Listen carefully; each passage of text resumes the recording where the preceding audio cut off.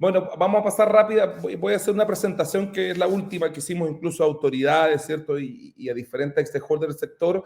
Y voy a ir transmitiendo 2 o 3 mensajes súper claros. La presentación de asesor, yo creo que a esta altura ya con orgullo, creo que ya no necesitamos presentación. Voy a pasar súper rápido nuestro directorio, nuestro equipo. Creo que ya lo hemos presentado varias veces, Leonardo. No creo que sea necesario entrar en ese detalle. El primer mensaje, Leonardo, que quiero transmitir, ¿cierto? Es el contexto mundial y cómo el desarrollo de la energía solar, por ejemplo, en Europa, ¿cierto?, nos está llevando varios años de ventaja. ¿Ah?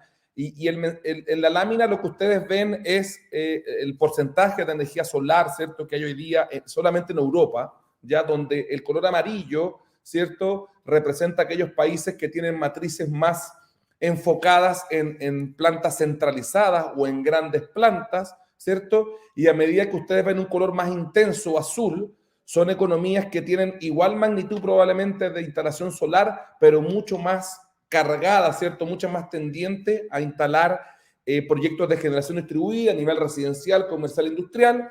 Entonces, el mensaje que quiero transmitir acá, ustedes ven cómo Chile hoy día es muy similar a países como España, ¿cierto? Que más o menos tienen entre un 25 y un 30% de toda la energía solar de su matriz, solamente un 25-30% corresponde a generación distribuida y todo el resto corresponde a grandes plantas.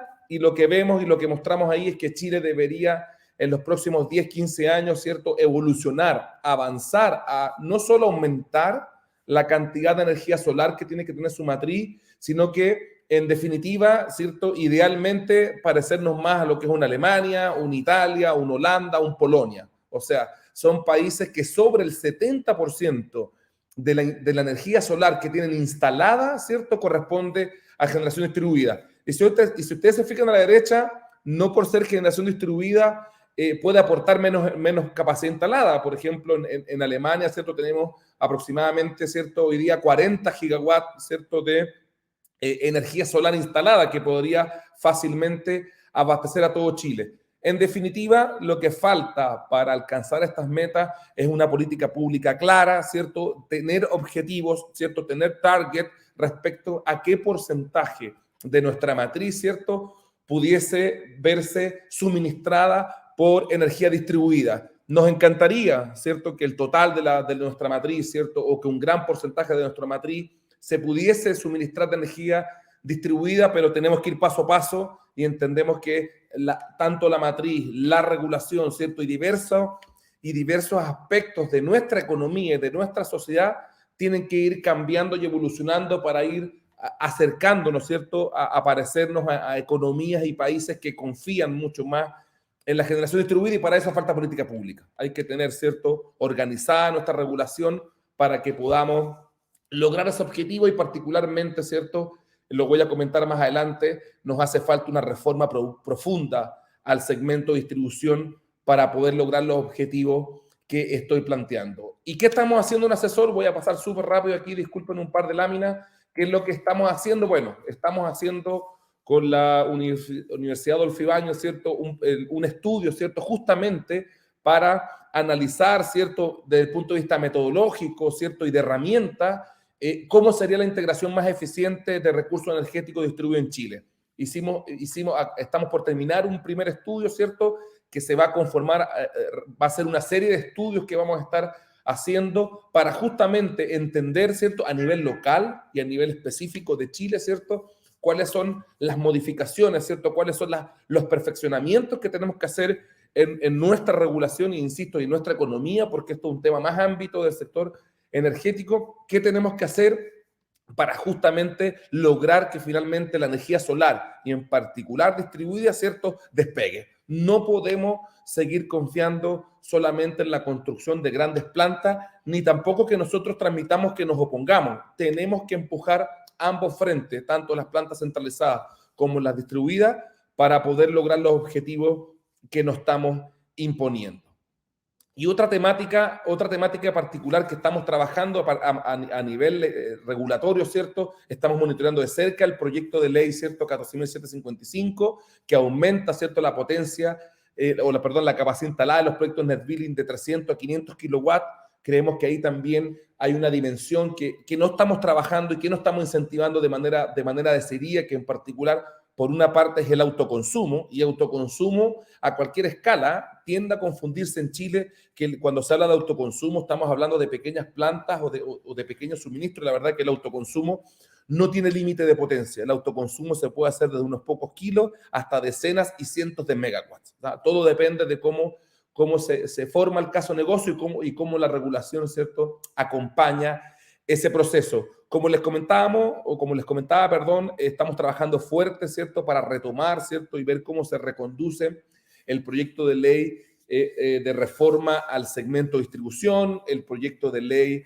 de almacenamiento, tema que también voy a entrar en detalle en las próximas láminas, trabajando también, por ejemplo, incorporar la energía solar a nivel de edificios, de construcciones, ¿cierto?, con esta nueva metodología que se llama Solar Ready, que significa ir dejando con anticipación desde el punto de vista del diseño, ¿cierto?, las características, las fachadas, etcétera, etcétera, para que la instalación futura de energía solar sea bastante más simple. Vimos como la semana pasada o antepasada, ¿cierto?, en Estados Unidos, esto ya se está exigiendo, ya no está siendo una opción, sino que se está exigiendo a nivel de regulación, ¿cierto?, que los diseños de las construcciones ya permitan a futuro fácilmente la incorporación de energía solar. Y para ir cerrando, ¿cierto?, y no tomar mucho tiempo, ¿cierto?, quisiera dejar un mensaje y algunas láminas justamente respecto de cuál creemos nosotros que va a ser el principal aliado de la energía solar en los próximos, en los próximos 10, 15 años, que es el almacenamiento. Vemos y aprecian ustedes de noticias, ¿cierto?, a nivel mundial, ¿cierto?, que está siendo la tendencia la incorporación de almacenamiento en conjunto con plantas solares sin permiso que se pueden instalar en forma de stand-alone, pero la tendencia está siendo instalar este tipo de proyectos a nivel, acompañando a las plantas de energía renovable, ¿cierto? Y sabemos, ¿cierto? Este mensaje se ha repetido muchas veces, el corazón, ¿cierto?, del almacenamiento es lo que se conoce como revenue stacking, ¿no?, que significa que el almacenamiento es tan flexible y tan multifacético, por así decirlo, que puede capturar cierto ingresos desde distintas fuentes, por así decirlo, y fuentes de distintas características. Y eso es lo que lo hace robusto, pero obviamente esta flexibilidad, ¿cierto?, complica, dificulta a la regulación, ¿cierto?, cómo separar los ingresos que provienen de distintos productos o de distintos servicios que existen en el mercado. Ustedes pueden ver ahí cómo el almacenamiento puede trabajar desde regulación de frecuencia, sistemas aislados, regulación de frecuencia, regulación de tensión, integración de renovables, etcétera, etcétera. Tiene una multiplicidad de servicios que puede entregar, pero eso significa que la regulación tiene que estar preparada, estructurada y ordenada para así recibir el almacenamiento.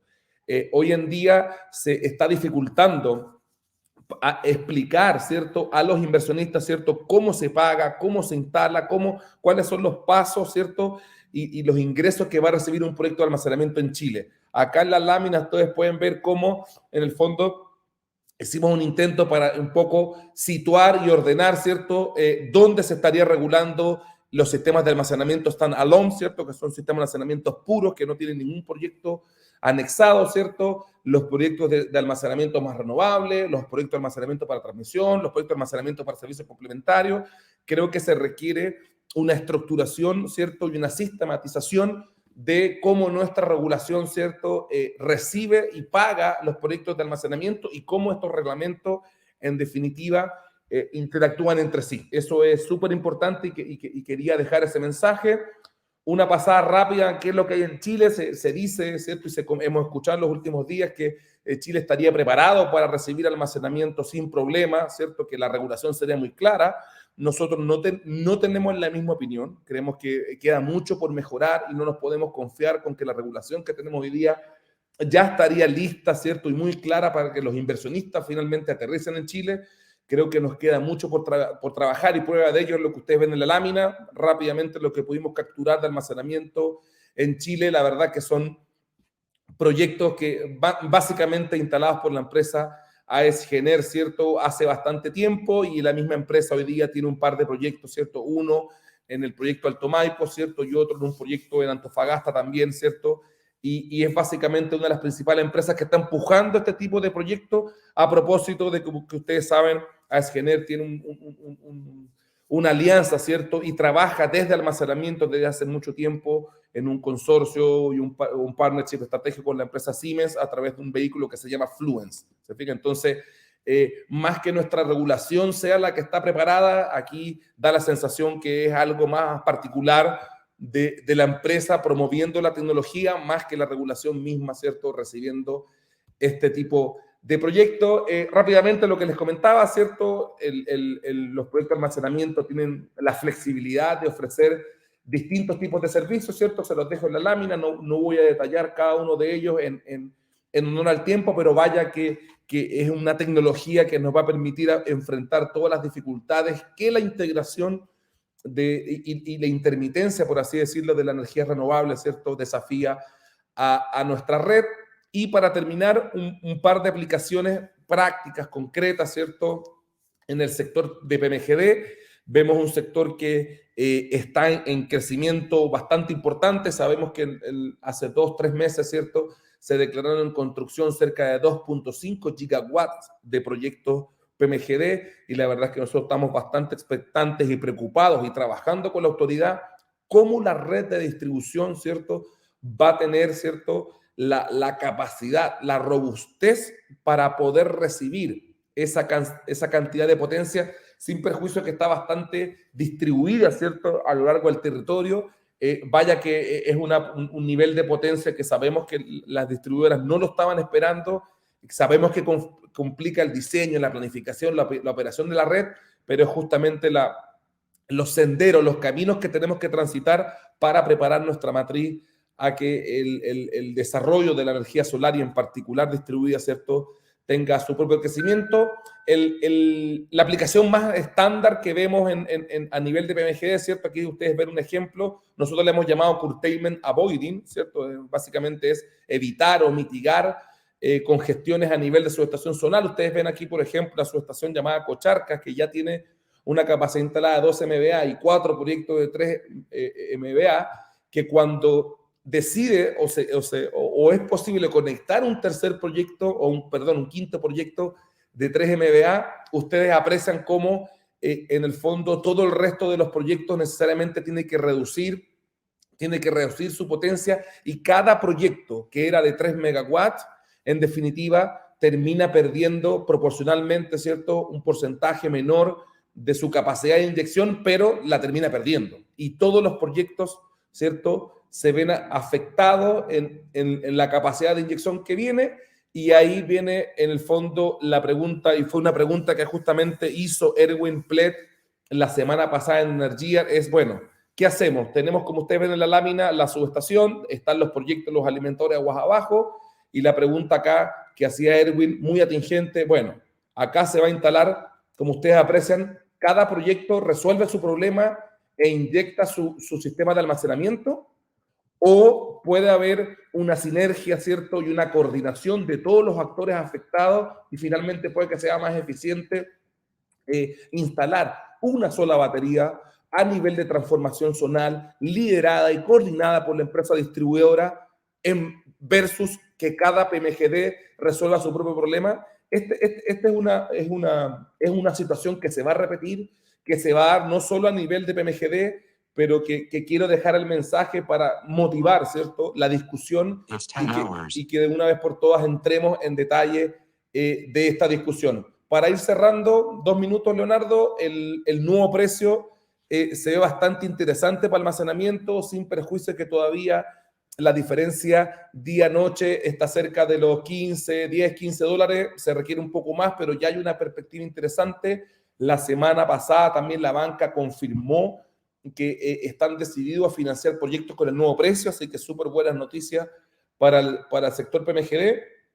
Y quería cerrar mi presentación, ¿cierto? Y mi intervención respecto al almacenamiento, reiterando este concepto, Virtual Power Lines. Creemos que el almacenamiento no solo puede resolver la problemática a nivel PMGD y de transmisión zonal, sino que a nivel de transmisión zonal, ¿cierto? Los grandes bloques de energía que se quieren traer, tanto del norte hacia el sur como del sur hacia el norte, creemos que con la incorporación de proyectos de almacenamiento, ¿cierto? Como los que se acaba de promover en el plan de expansión de 500 megawatts, van en la dirección correcta y nos van a permitir aprovechar la infraestructura, bien digo, mientras esperamos que la expansión y la línea de transmisión se robustezca. Pero este tipo de proyectos nos parece que hay que empujarlos con la mayor firmeza posible y poder enfrentar la problemática que estamos teniendo en el corto plazo.